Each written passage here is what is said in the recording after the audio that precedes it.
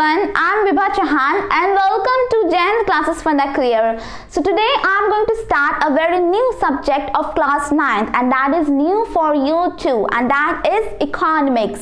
So in this video I'm going to discuss class 9th economics chapter 1. Well, economics, that is a very new subject for you because till now you have studied about history, about civics and about geography in the SST from class 6, 7th and 8th. But now in this class you have to study one more subject is added in this SST, and that is economics.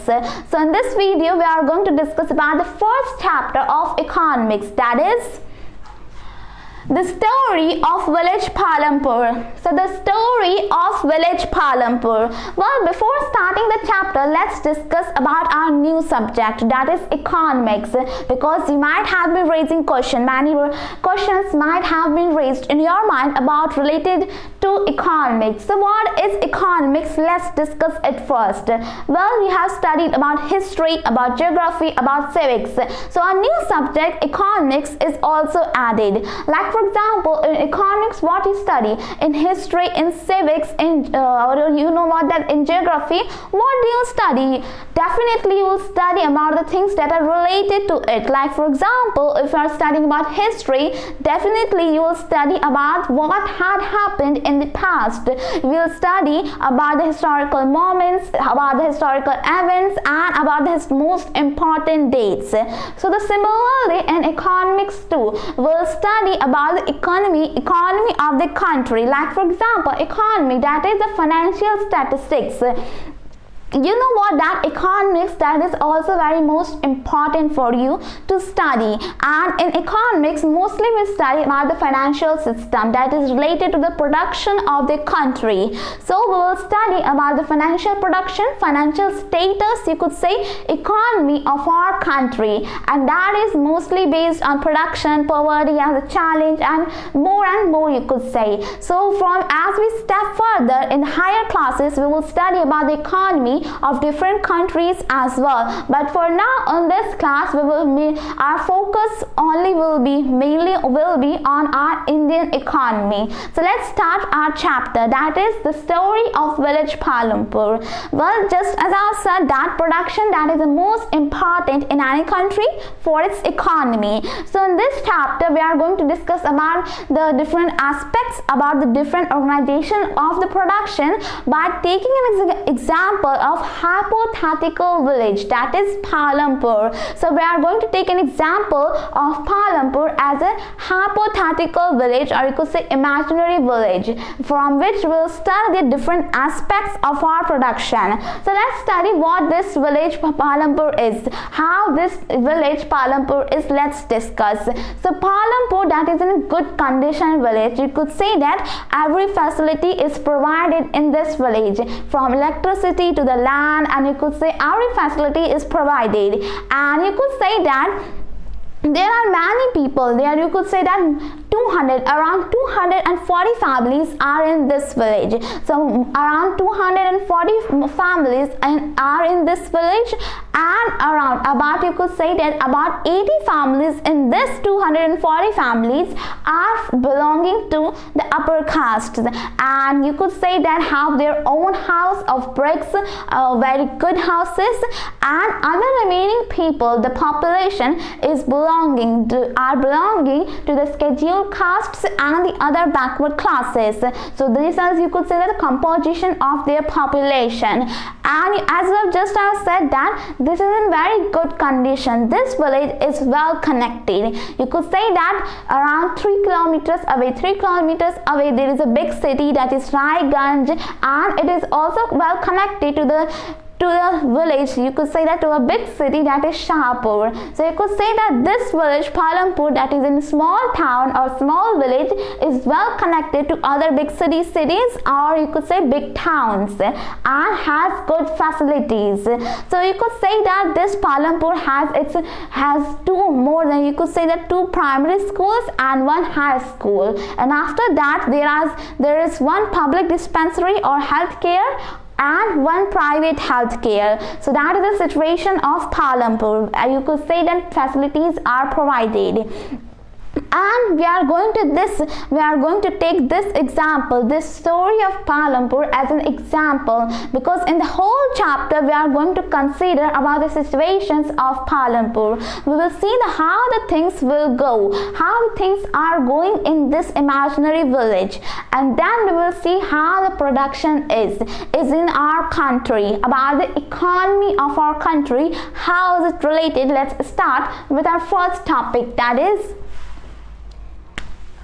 organization of production. Organization of productions. So just as I've said that the production economy is mostly based on productions.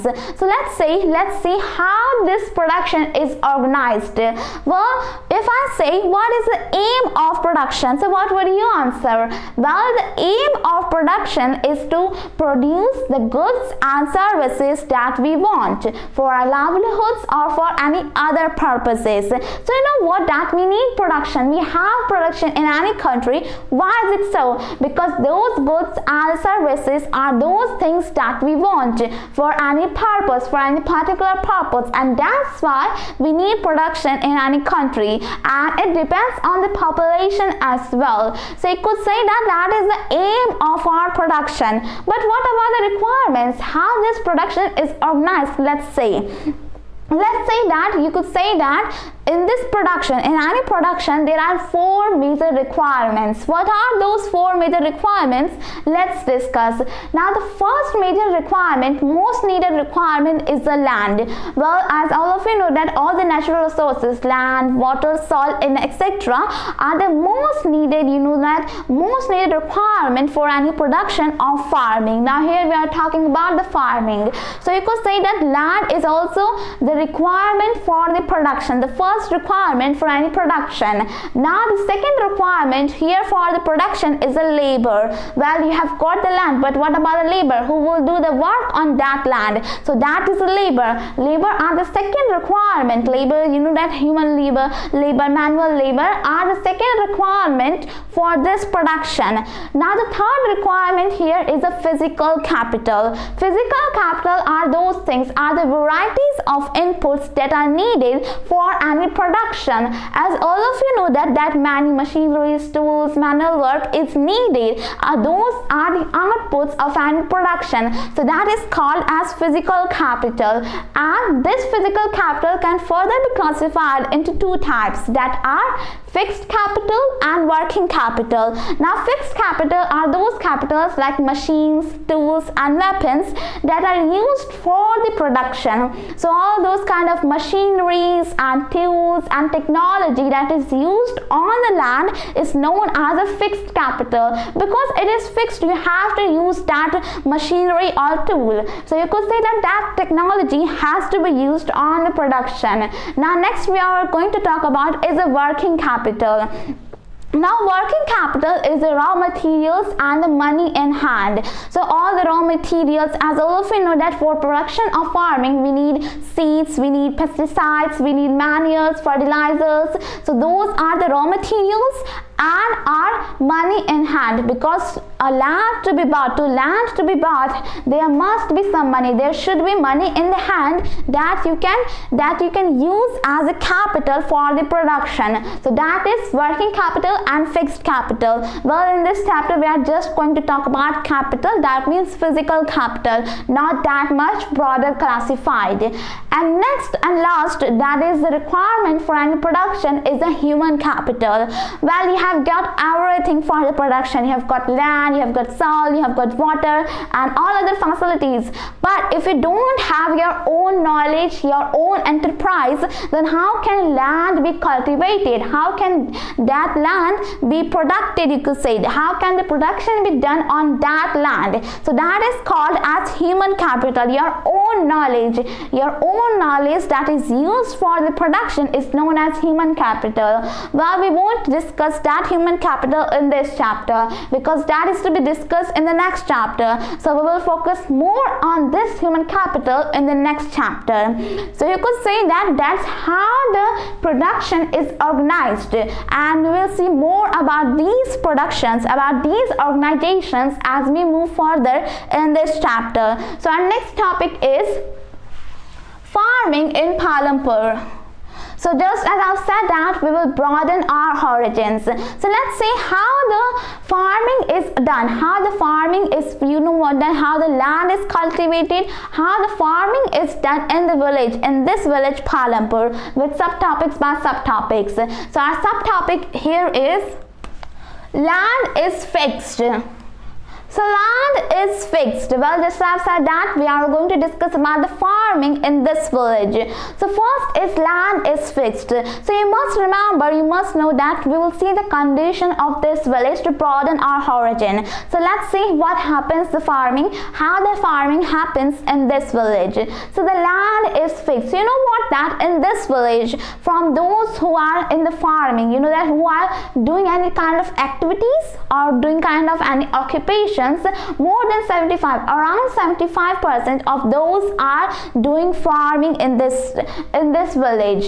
So you know what, that more than, you could say that all the people who are working, about 75% of those people of that population is doing farming, is on the agricultural field, and their land is fixed. You know what, that as in this village the survey was conducted and there isn't that much expandation in the land, in the cultivation land. You know what, that in the 1950 there was the land that was being cultivated, that was for the cultivation land. It's, that its amount was 150 million hectares, not 150, it was 120 million hectares. And after that, in 2012, more than 5 decades, you could say that 6 decades, that amount was just increased to 155 million hectares. So you could say that over 6 decades, only 35 million hectares was expanded, you could say. So you could say that here in this village, the land is fixed for every person, because people have their own land, and there isn't any kind of that we have to extend the cultivation land, because there are many other activities as well, and people have been doing their cultivation, their farming on that particular land for their own needs, and that is always, you could say, sufficient for them. So you could say that here in this village Palampur, the land is fixed. Well, there is increasing in that land, but not on large scale. There have been expansions on very small scales, not on very large scales, you could say. Now our next subtopic is there a way one can grow more from the same land? So is there a way one can grow more from the same land? Now here a question is being, you might have been thinking about that. Now here a question has to be arisen, that is that there is a land, but can you grow more than one crop on that particular land? Yes, it could be possible. How is it, sir? How is it? Let's see how is it possible. So you know what, that if there is any land, let's suppose that if there is any land, then what happens on it? In this village, what happens that the people of Palampur, what they do is that in the season of monsoon, in the rainy season, the kharif crops are grown. Those crops that are jawar and bajra. So those crops are grown in the rainy days and they are called as kharif crops. And after that, when the summer comes, and after that, you know what, the sunny days comes, they will grow potato on the same land. And many people also grow sugarcane as well. So you could say that not just one crop is grown on that particular land, but many more other crops are also grown on that particular land. So there are ways to conduct more and more farming on that particular land, and that has the benefits. You know what, that those crops has the benefits for the people. How is it so? Let's discuss. So in the rainy days, they were growing their bajra and jawar. So those crops are for the cattle feed. They will feed their cattle with those crops. And after that, potatoes and sugarcane. You know what, that from sugarcane, jaggery and sugar is made. So sugarcane, or in the jaggery form or in its raw form, will be sold into the markets of Shahpur and Ganj, and that will benefit the people who has grown it. So you could say that the farmers can grow, there are ways to grow more and more crops on that particular land. You know what, that traditionally only two crops were grown, that were bajra and jawar, but as the time passed, as the years passed, many people discovered new ways to discover, you know what, that earlier there were traditional methods of farming. You know what, that earlier there were traditional seeds which were cheap, and for that traditional seeds what you have to do, that you need fertilizers, cow dung and those things that were natural based, organic farming you could say. But now a new kind of seed has arisen, that is HYV seeds, that is high yielding varieties of seeds. Well, you know what, that from those traditional seeds the yield was very low. Yield, as all of you know, that is a measure of the produce, so the yield was very low. But with these HYV seeds, the yield, you know that in their name it is written as the high yielding varieties of seeds. So it's definitely, these seeds had promised, you could say that there would be more and more production on that particular land. So that's why, and nowadays these HYV seeds are being used more and more. Well, there are disadvantages of these seeds as well. Let's discuss how it had arisen. By the Green Revolution of around 1961, this had arisen. Many people began to use these kind of seeds after the Green Revolution. The Green Revolution had a major impact from bringing these kind of seeds into the society of the people. So you could say that after that the people of Palampur also used these kind of seeds. But you know what, that for these seeds there are many requirements. Like for example, in the traditional seeds, what you wanted, that you should have your own land, and then you needed cow dung or any kind of other natural manure. But for these kind of seeds, what you have to want is that what you should have is that you must have your own pesticides, because without pesticides there would be many pests, and there are needed more and more chemical fertilizers for these kind of seeds, for HYV seeds.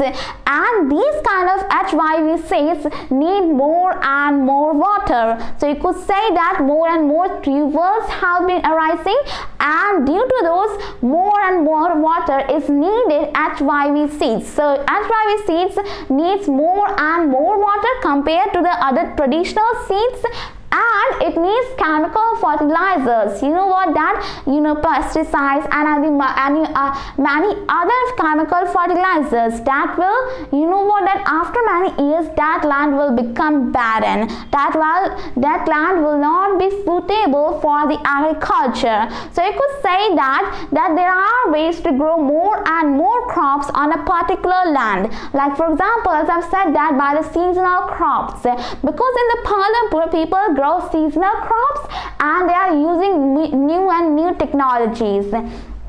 So you could say that is the situation of that state, of that village. And there is one thing to be noticed, that if you have seen any kind of farm, then it is measured. You know what, that the standard unit of measuring any farm is of 1 hectare of hectares, not 1 hectare but of hectares, and 1 hectare is equal to 10,000 meters square. So you could say that is the standard unit of measuring any farm. But in the villages there are their own standard measures. You could say that these varies from village to village. They have their own local regional measures like bigha, quintals and many more measurements.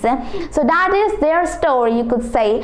And you know what, that these HYV seeds have produced more and more. Well, earlier what was happening was that on a land, you could say that on 1 hectare land you could grow 1300 kgs of wheats by the traditional seeds. But after that, with the help of HYV seeds, that production had increased to 3200 kilograms of wheat. meat. So you could say that definitely, obviously, these kind of HYVCs have increased the production of our land, but they are harmful to our land as well. So that has to be considered as well. Now our next subtopic is, will the land sustain? So will the land sustain?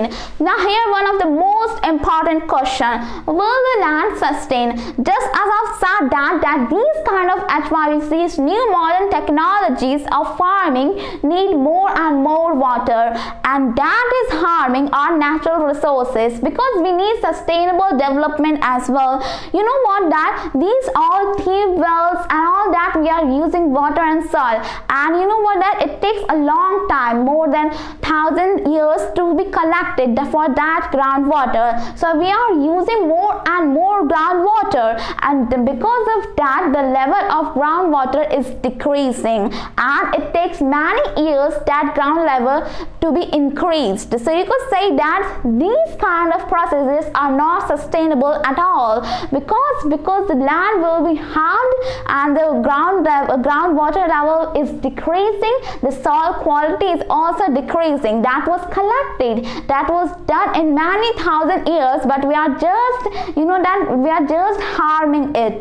So you could say that by these modern technologies, what is happening, that the land is not sustainable at all. You know what, that we had discussed about the sustainable development in our geography class, in the last class. So you could say that for now, in our generation, we are using that land, we are using the production by the HYV seeds and more and more new technologies. But for the next generations, for your 4th, 5th, 6th and many more other generations, there won't be anything left, because all the groundwater level will be decreased, will be disappeared, and after that there won't be left any kind of natural resources for those next generation. And that's why we have to use sustainable development. We have to use things in that way so that it will be for our next generations as well. So you could say that these kind of new measures have to be considered, have to be used in that way so that it won't be harmful for our next generation. It will be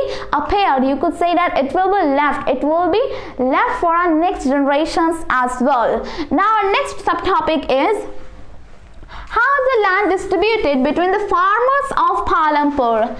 So how is the land distributed between the farmers of the Palampur? So you know what, that not just in this village, not just in Palampur, but in any other village, in many other villages as well, there is no equal distribution of land at all. Well, after reading this chapter till now, you must have understood that land is very important for agriculture, for farming, but unfortunately not all the people who are involved in the farming have their own land. Like for example, in this village, in this Palampur, more, you know, that around 1/3 of the population, you could say that about around 150 families don't have land at all, and that 150 families, most of them are Dalits, as all of you know, that SCs and STs. So those people don't have their own land at all. So that is his condition, and many other people of the remaining families of 240 families, the remaining ones have big farmers or the medium farmers. You know what, that they have more than of the remaining 240 families, some have their very less land, you could say that even less than 2 hectares, and some have so much land, even more than 10 hectares. So that is the condition of this village, no equal distribution of land at all. There are big farmers, small farmers, and the medium farmers as well. Small farmers who don't have land at all. Medium, you could say that a little bit. Medium and large farmers which have even more than 10 hectares. And there is a factor of having less land as well. For example, if there is a family, let's say if there is a father and he has 2 sons, and he has, you could say that a land of 5 hectares or 6 hectares. But when he dies, that land has to be distributed among his children. So that land will be distributed among 2 people, or if he has more sons, then it will be distributed among more and more people, and then that land would become small because there would be more and more people and they won't be united at all. So that is the condition of the land distribution of any village. There are many factors for the unequal distribution of the lands as well. Now our next subtopic is, who will provide the labor? So who will provide the labor? Now we have studied about the land, we have studied about the land distribution. Now the next requirement was labor. Well, labor are also very important, very needed in any production. So you know what, that very small farmers who have very little land, what they do, that they provide their own labors, they provide their own labor by themselves. Well, they will take their help of their family members and then will do the cultivation on that land. So you could say that the labor of their land are themselves. But what about the big farmers? Well, they need to hire farm laborers. You know what, that farmers and farm laborers both have the work of cultivation, of production, but they do have their own meanings. Farmers who hire the farm laborers. Now these farm laborers are those people who are hired in the plots, you could say, in the lands, in the farms, to do the production, to produce different types of crops. And you could say that they are not paid the crops, they won't have the right to have that crop, but they will be paid by the wages, or they can even be paid crops. Well, it depends from region to region. You know what, that in any particular region it could be any kind of crop, or it could be wages, cash, or it could even be the meals of that farm laborers. So it depends on region to region, people to people about their dealings.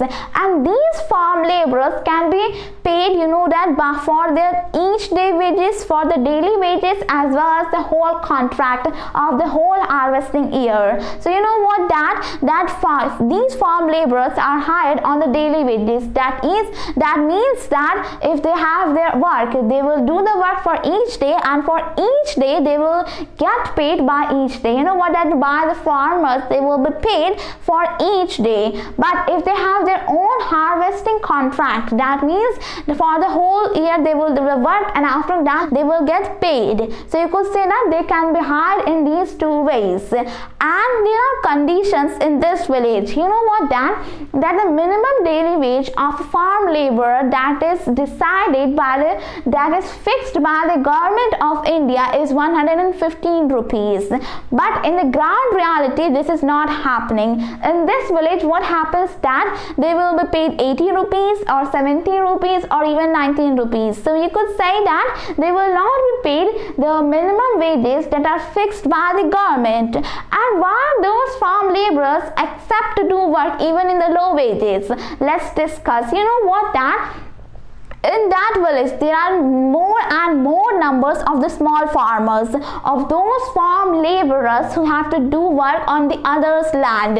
And so you could say that there is a large competition for their hirings, and that's why they even agree to work on those fields, or to work on those farms even on the low wages, because of a very large competition. So you could say that they are forced by their own situation, for their own financial status, and that's why they have to do work on others' field on very low wages, and that exploits their rights as well. If you could connect it to civics, you could say that their rights are being exploited. So that is it. You could say that that's how the labor is being provided. So you could say that they have to work on very low wages because of the competition, and they even can't have their own land. They will get paid, or will get paid by different wages. You could say that by cash, or you could say crop, or any other kind of meal, or any deal. So that is how the labor is provided in any village. And we have discussed about the Palampur, where you could say that average of a person is being paid of 80 rupees or 90 rupees.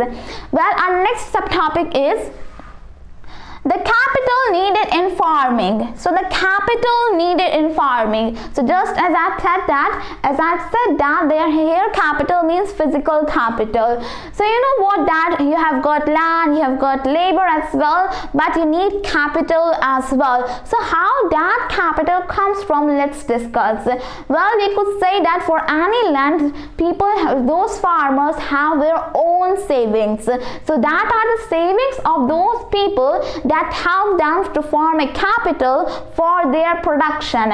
And there are many government schemes as well for giving them some savings, you could say, some help for the production, to give some loans, you could say, or from those loans you could say that they would get their own savings. So in contrast, in short, you could say that the savings of middle farmers and the big farmers are the capital of the production. But what about the small farmers? Well, they do have to take loan from the big farmers on a very high interest. Like for example, an example is given in your book, that there is a lady and she needs to pay, you know what, that she needs to produce something for her own family needs, for her own family consumption, and that's why she needs to do the farming work. She needs to do production of the land, but for that she needs money, and for that she would take a loan from the big farmer on a very high interest, that is 24%.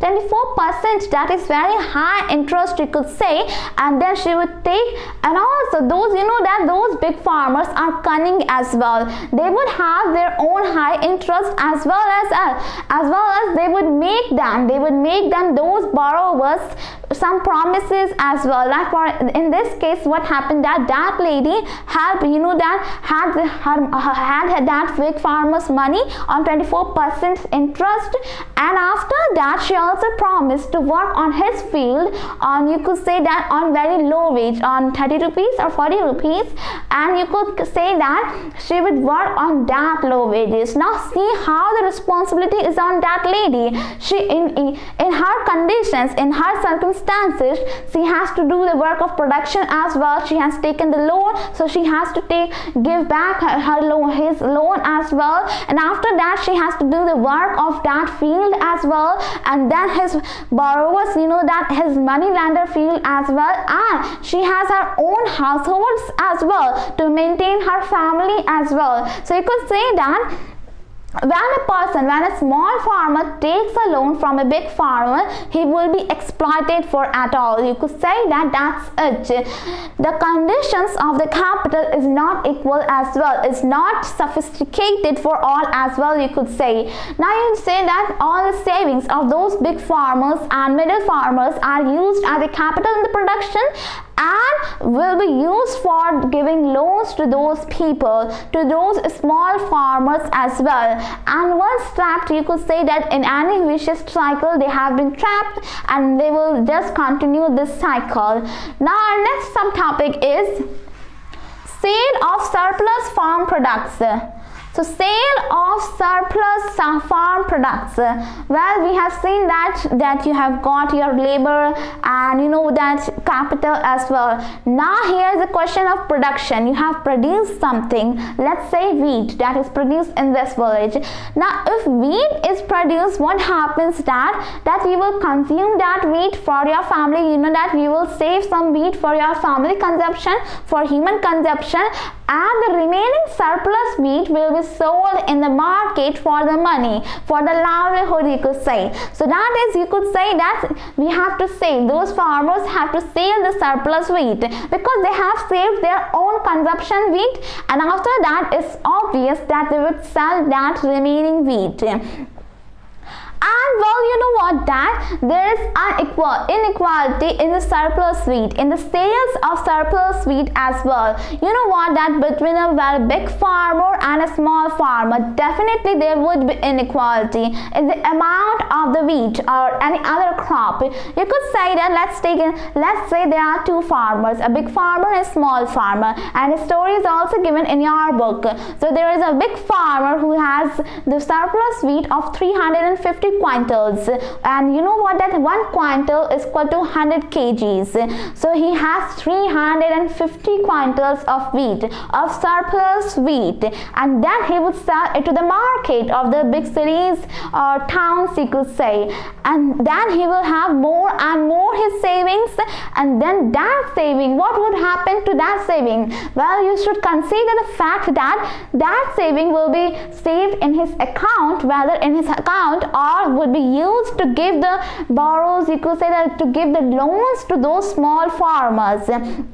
So for those small farmers, you could say that the condition is getting more and more worsened, because those big farmers will have their own profit, because in the production what happens that they have their own big land, they have hired farm laborers as well, and they would get a large amount of production, and that's why they would get a large amount of saving as well, and that saving will be saved in his account for his next capital of the production, and some will be used, some of that money will be used to give loans to those small farmers, and from those small farmers they will get a lot of interest and they will get their labor as well. So that is the condition of the surplus wheat, the sales of surplus wheat. So now we have discussed about the farming activities in our village, in our example. Now our next topic is about non-farming activities, that is non-farm activities in Palampur. So non-farm activities in Palampur. So just as I said that in the starting of this chapter, that of the working people, 75% of the working people are engaged in the farming activities, that is production, and 25% are engaged in the non-farm activities. Well, there are different kinds of scenario criteria of non-farming activities as well. You know what, that different types of transport, dairy, shopkeepers, factories, manufacturers, different kinds of non-farm activities, and some of them we will discuss now. So first we will discuss about dairy, the other common activity. So dairy, the other common activity. Well, you know what, that there are some people who are the dairy products, who manufacture the dairy products in Palampur as well. Well, they have their own buffaloes and cows, and as I said that they grow in the rainy seasons. Crops that are grown are jawar and bajra, and that are nutritional for the buffaloes.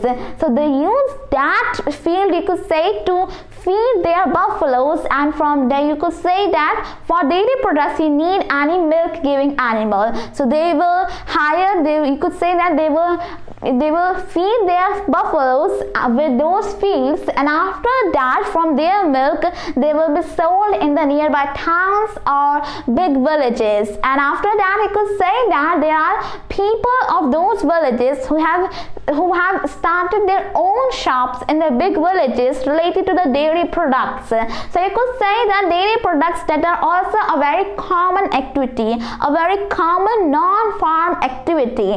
So you could say that that is also common in Palampur. Now our next subtopic is an example of small scale manufacturing in Palampur. So an example of small scale manufacturing in Palampur. Well, small scale manufacturing, you could say that not more than 50 people are engaged in the manufacturing business in this village in Palampur. So those 50 people are engaged with the factory products, with the manufacturing business, not on a very large scale, you could say that, not a very big factory, but a very small scale, you could say. On a very small scale they have started their own business of manufacturing, and really they hire any kind of laborers, because on a very small scale they don't need that much laborers, and they will use any kind of small space or their own fields as their factories. So those factories have been started from their own home or any kind of field, you could say, their own field. So that is the story, you could say, that about those 50 people who are related in the manufacturing business. So you could say that that is not very that much proportion, but still it is being practiced in Palampur. Now our next topic is the shopkeepers of Palampur. So the shopkeepers of Palampur. Now in your city might have seen any general shops. So you could say that in Palampur as well there are some general shops. You could say that some people have become shopkeepers and have started some general shops. Now those general shops will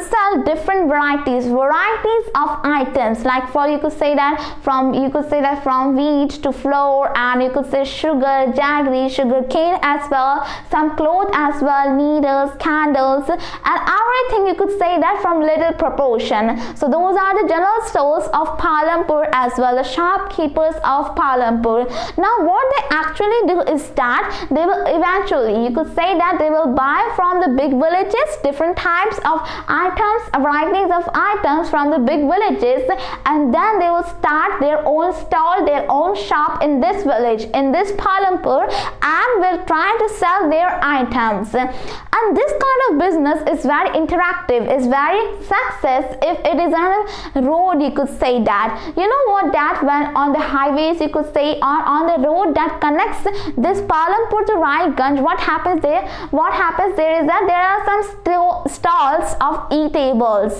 So those are, you could say that, a success for those people, because on those roads people would come and would be very hungry, you could say, and then they would buy those items from those stalls. So you could say that some people are also engaged in the business of shopkeepers. Now next and last subtopic of this chapter is transport, a fast developing sector. So transport, a fast developing sector. Now you know what, that there are transport business in this Palampur as well. You